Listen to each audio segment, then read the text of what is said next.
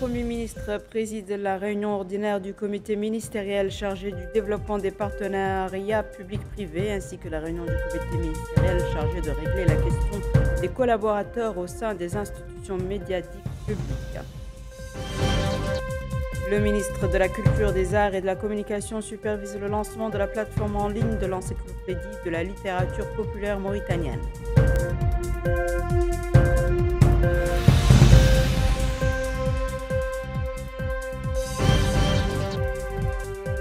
La ministre de l'Environnement et du Développement durable supervise le lancement de l'étude de faisabilité d'un projet de réhabilitation et de reboisement de 10 000 hectares de terres dégradées en vue de la création d'une forêt à carbone au Tarza.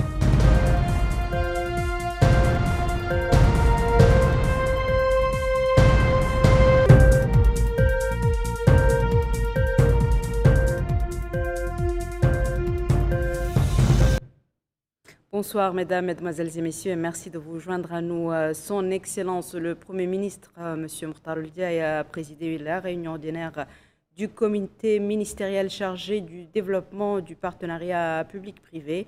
La réunion a porté sur l'approbation du projet de partenariat relatif au complexe agricole sucrier de Foumlegleïte et l'état d'avancement des projets soumis dans le cadre de ce partenariat.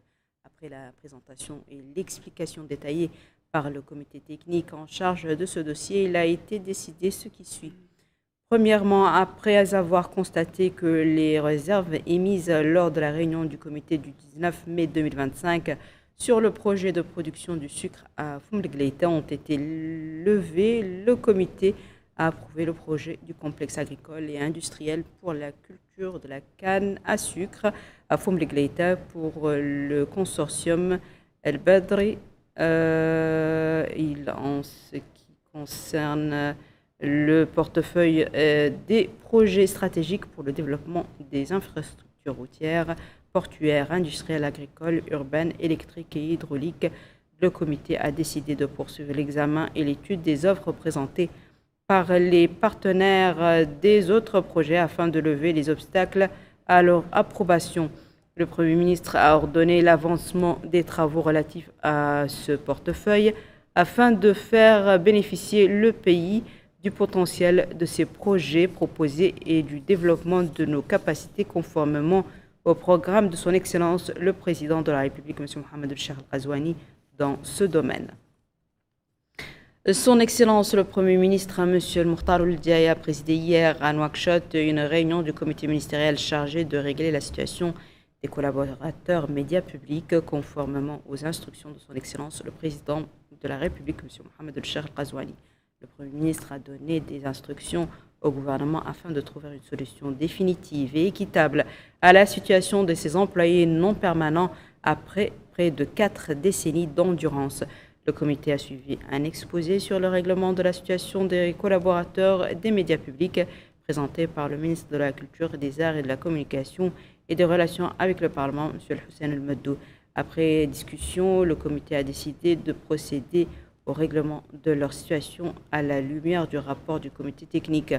Le Premier ministre a chargé le comité de déterminer la formule juridique optimale parmi les options proposées pour un règlement définitif de la question et a chargé le ministère de la fonction publique de soumettre sa proposition avant la fin de la semaine. Il a également demandé au ministère des Finances de coopérer avec les institutions compétentes pour examiner les réglementations présentées dans le rapport, le processus devant lui aussi être lancé avant la fin de cette semaine. L'Union mauritanienne de la poésie populaire a organisé hier soir à l'Académie diplomatique de Nouakchott, sous le patronage du ministre de la Culture, des Arts et de la Communication et des Relations avec le Parlement, porte-parole du gouvernement, M. Hussein El Meddou, une cérémonie de lancement de la plateforme en ligne de l'encyclopédie de la littérature populaire mauritanienne. Cette plateforme, qui prend en charge les langues nationales, vise à préserver le patrimoine littéraire dans toutes les langues locales en le numérisant et en facilitant son accès aux chercheurs dans le domaine. C'est un compte-rendu de Yed Alifal.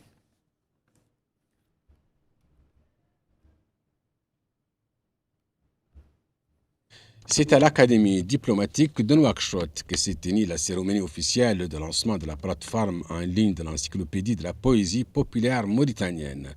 Organisé par l'Union mauritanienne de la poésie populaire, l'événement a été présidé par le ministre de la Culture, des Arts, de la Communication et des Relations avec le Parlement et porte-parole du gouvernement, M. Hussein Ould-Meddou. Cette plateforme numérique, saluée par l'ensemble des participants, vise à sauvegarder le patrimoine littéraire national dans sa diversité linguistique, notamment en hassania, polar, soninké et wolof, conçu pour être accessible aux chercheurs, poètes et amateurs. Elle propose une base de données complète classée selon plusieurs critères: date, maître, thème, région ou auteur. Dans son discours, le ministre Hussein Ould-Meddou a rappelé que la culture occupe une place centrale dans la vision du président de la République, M. Mohamed El-Cheikh Al-Ghazouani. Il a cité plusieurs actions concrètes menées dans ce cadre, comme la création du Festival culturel de Djawel, l'évolution des festivals des villes du patrimoine vers une approche axée sur le développement local ou encore l'instauration du 1er mars comme journée nationale de la diversité culturelle. Le ministre a également salué la portée de cette encyclopédie numérique qu'il considère comme un outil essentiel pour la constitution d'une mémoire culturelle nationale et pour renforcer la présence de la Mauritanie dans l'espace numérique. Il a notamment mis en avant les fonctionnalités de la plateforme qui permettent de modérer, éditer ou valider les contenus tout en préservant leur spontanéité. De son côté, la présidente de l'Union mauritanienne de la poésie populaire, Mme Khadi Cheikhna Mohamed Laqraf, a rappelé que la poésie populaire ne se limite pas à l'expression artistique, mais constitue la mémoire vivante du peuple mauritanien. Elle a souligné le rôle de l'Union dans ce projet, réalisé en collaboration avec des chercheurs, écrivains et spécialistes, afin de bâtir un outil numérique accessible et enrichi. La cérémonie s'est conclue par une série d'interventions et de lectures poétiques témoignant de la diversité linguistique et culturelle du pays et soulignant l'importance de cette initiative pour préserver et diffuser le patrimoine littéraire mauritanien.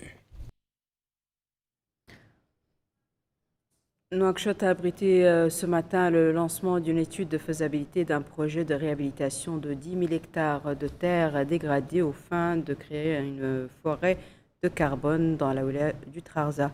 Au cours de cet atelier, les participants auront l'occasion de partager le projet d'étude de faisabilité lié au projet d'aménagement forestier avec le groupe des parties prenantes et d'élaborer un cadre consultatif entre ces parties au niveau local et national. Bokar Baylaba. L'objectif de cette étude est d'évaluer la faisabilité technique, environnementale, sociale et économique de ce projet qui cherche à utiliser des approches scientifiques et des techniques innovantes en matière de boisement et de séquestration du carbone. Ainsi, ce sont 10 000 hectares de terres dégradées qui seront réhabilités afin de créer une forêt de carbone dans la wilaya du Trarza. Et dans un discours prononcé à cette occasion, la ministre de l'Environnement et du Développement durable, Mme Mensouda Mint Baham Ould Mohamed Laqraf, a indiqué que cette étude vise à évaluer la faisabilité technique, environnementale, sociale et économique du projet Carbon Forest. Et cela permettra à notre pays de renforcer sa capacité à faire face au changement climatique et contribuer à la création de véritables opportunités de développement pour la population locale. Il a précisé que ce projet ambitieux incarne les orientations du président de la République, M. Mohamed El-Cheikh Al-Ghazouani, qui a fait de la lutte contre la désertification, la protection de l'environnement et du renforcement de la sécurité climatique l'un des principaux piliers de son programme Mon ambition pour la patrie, dont les objectifs concernent l'atteinte d'un développement durable, équilibré et global, basé sur l'utilisation optimale des ressources naturelles et la valorisation des capacités environnementales. À son tour, l'ambassadeur de la République populaire de Chine en Mauritanie, Son Excellence M. Zhang Zongdan, a déclaré que cet atelier, qui constitue une plateforme d'échange technique, est un engagement collectif des parties concernées à développer une coopération efficace dans le domaine du développement vert. Il a souligné que les parties chinoises et mauritaniennes mèneront des expériences conjointes sur plusieurs techniques dans le domaine du boisement, notamment l'observation aérienne, l'ensemencement direct, mécanique et manuel, en vue de trouver une méthode de boisement durable adaptée aux conditions locales. Autre allocution, c'est celle faite par le directeur général de l'Agence nationale de la Grande Muraille Verte, Seydina Ould Ahmed Eli, qui a déclaré que ce projet pilote incarne un investissement prometteur dans les domaines de la remise en état des terres et de la stabilisation du carbone, ainsi qu'un modèle inspirant de coopération internationale fructueuse pour parvenir à un développement durable. Il a rappelé que l'Agence nationale de la Grande Muraille Verte a récemment connu une nouvelle dynamique qui traduit l'engagement en faveur de la vision du président de la République, M. Mohamed Cheikh Ghazouani, pour mettre en œuvre des politiques gouvernementales ambitieuses sous la supervision du Premier ministre M. Mokhtar Ndiaye dans le domaine de l'environnement et du développement durable. Les participants ont été informés des grandes lignes du projet afin d'identifier les défis de l'étude de faisabilité et intégrer les parties prenantes dans le déroulement de l'étude. Nous restons sur l'actualité environnementale pour évoquer le lancement également aujourd'hui à Nouakchott d'un projet visant à renforcer la résilience des producteurs agro-pastoraux grâce à une gestion optimale des bassins versants et au développement de chaînes de valeur respectueuses de l'environnement dans le sud-est de la Mauritanie. Ce projet vise à renforcer les capacités des producteurs agricoles et pastoraux des régions du Tagan, du Houd al-Qarbi, de la Saba et du Guidimaka en améliorant la gestion des ressources naturelles. Yadalifal toujours. Cet atelier a été organisé pour marquer le lancement officiel du projet intitulé « Renforcement de la résilience des producteurs agro-pastoraux, gestion des bassins versants et développement des chaînes de valeur positives pour le sud-est de la Mauritanie ». Ce projet stratégique s'étendra sur une période de 4 années. Président de la cérémonie d'ouverture, la ministre de l'Environnement et du Développement durable a souligné que cette initiative s'inscrit pleinement dans le cadre des priorités définies par son Excellence le Président de la République, M. Mohamed Cheikh Ghazouani. Elle a rappelé que le Président de la République attache une importance particulière à la préservation de l'environnement et à la durabilité des ressources naturelles. La ministre a également salué l'engagement de l'Organisation des Nations Unies pour l'alimentation et l'agriculture, FAO, en particulier sa représentation en Mauritanie pour son appui constant. Elle a indiqué que ce projet a pu voir le jour grâce à la coopération fructueuse entre la Mauritanie et ses partenaires techniques et financiers. Prenant la parole à son tour, le coordonnateur des projets de la FAO en Mauritanie a déclaré: Ce projet intitulé Renforcement de la résilience des populations agro-pastoraux grâce à une meilleure gestion des bassins versants et au développement des chaînes de valeur positives pour l'environnement dans le sud-est de la Mauritanie est le fruit d'un partenariat solide entre la FAO et le ministère de l'Environnement et du Développement durable, avec l'objectif commun de renforcer la résilience des communautés rurales face aux effets du changement climatique. Il a mis en avant l'importance de cette initiative dans l'adaptation des communautés rurales au changement climatique et dans la valorisation durable des ressources agro-silvopastorales. Le projet vise entre autres à améliorer la résilience des communautés rurales face aux aléas climatiques, à promouvoir une gestion intégrée des bassins versants et à renforcer les chaînes de valeur agricoles dans une perspective écologique et inclusive.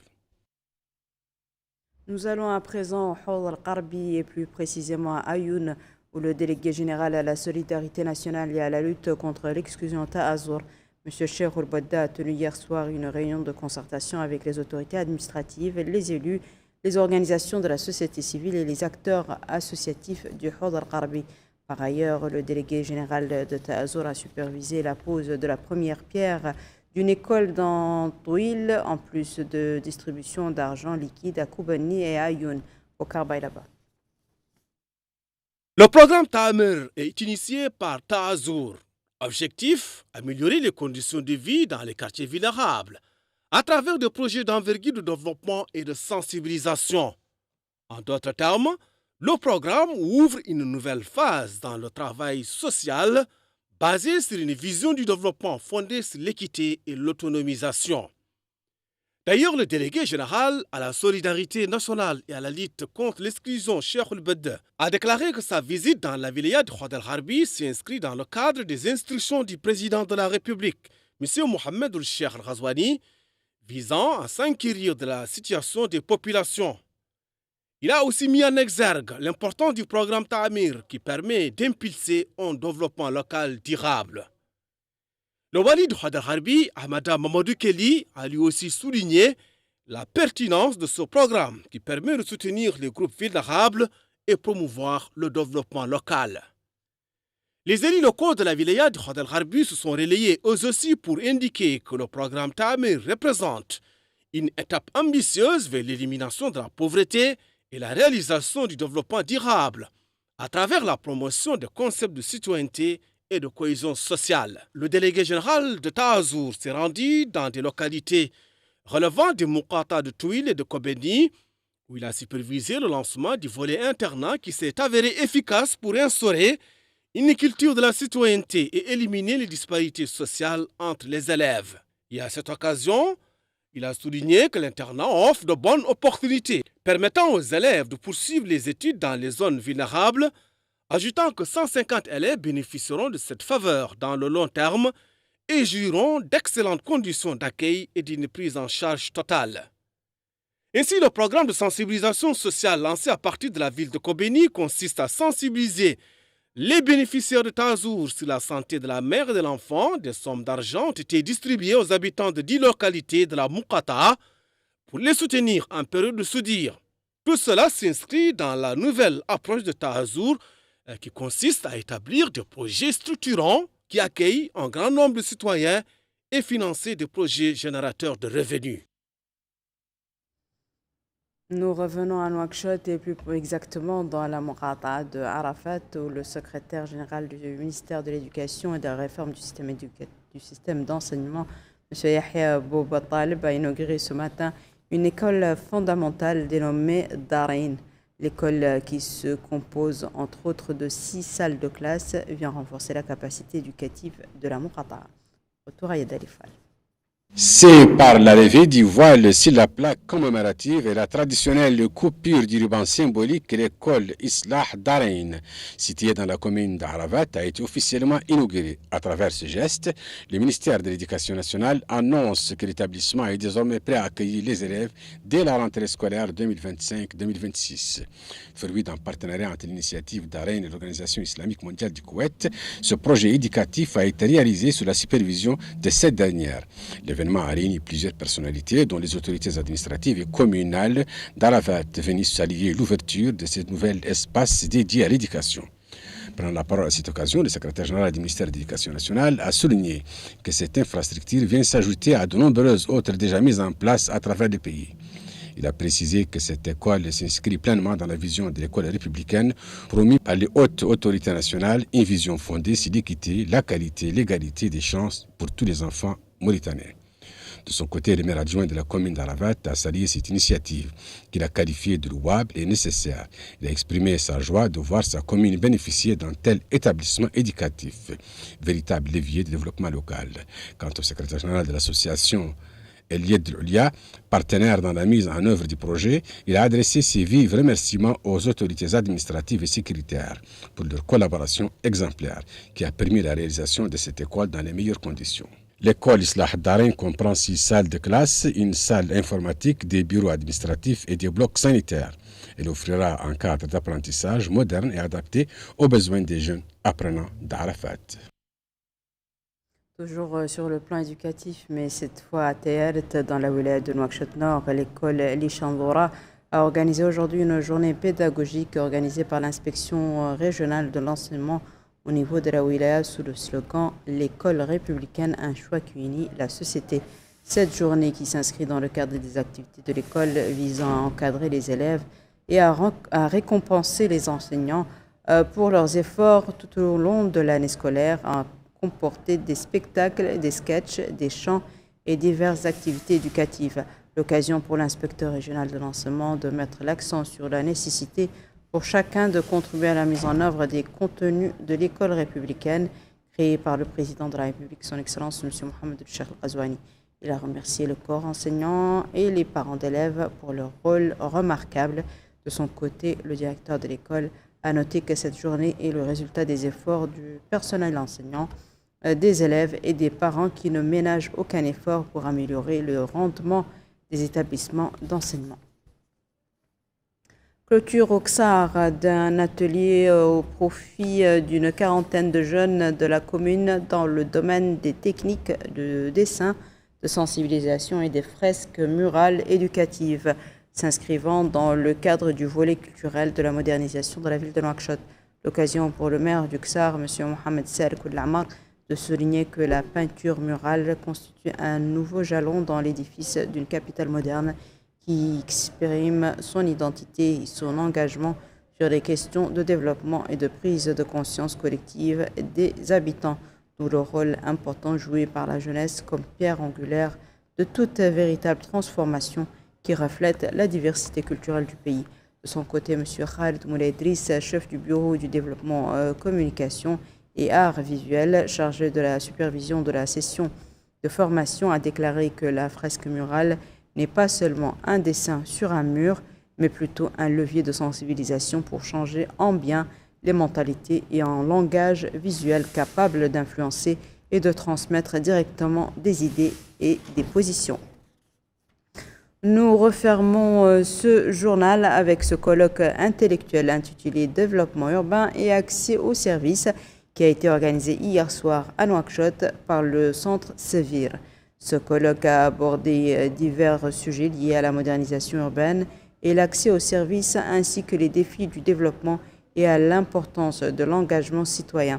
Le président du centre a indiqué qu'il est le premier au genre à traiter du développement des villes et l'accès aux services conformément à l'orientation du pays et suivant le plan d'urgence de développement de Nouakchott. Les conférenciers ont évoqué dans leurs interventions le développement des villes, l'explication de la portée du programme d'urgence et le rôle des médias.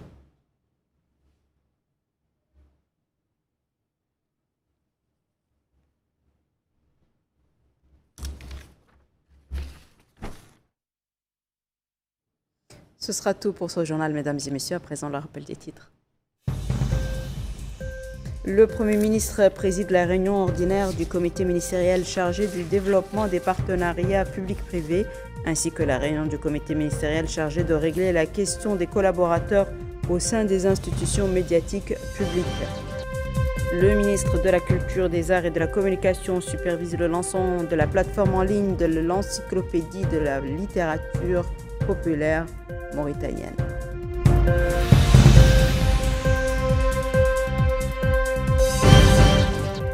La ministre de l'Environnement et du Développement durable supervise le lancement de l'étude de faisabilité d'un projet de réhabilitation et de reboisement de 10 000 hectares de terres dégradées en vue de la création d'une forêt à carbone au Trarza.